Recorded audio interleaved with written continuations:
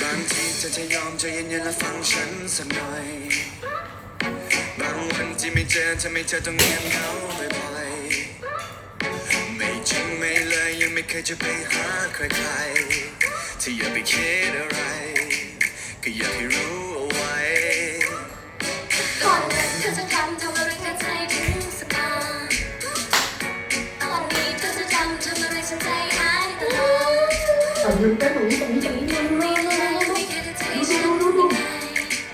ก็เธอไม่คิดอะไรแต่ฉันคิดได้ไหมโอ้เกิดเครื่องมันแหง ไม่อย่างนั้นก็เน็ตกาเฟซมัน บังเนาะ อย่าคิดมากอย่าสื่อสารไม่ต้องพึ่งเราที่รักแค่คิดถึงจำแค่นั้นฉันก็สั่งจะไปอยู่ตรงหน้าจะไปหาแน่แน่เธอจะอยู่ที่ไหนจะเปิดไซเรนไปหาเธอแน่แค่คิดถึงฉันเอาไว้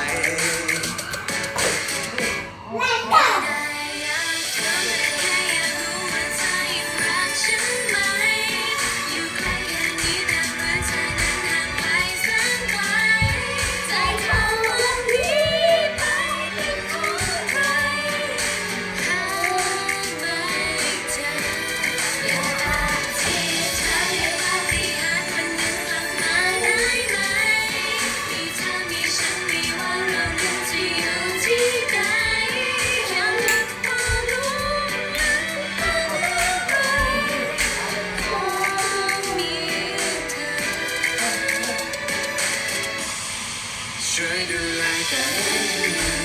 น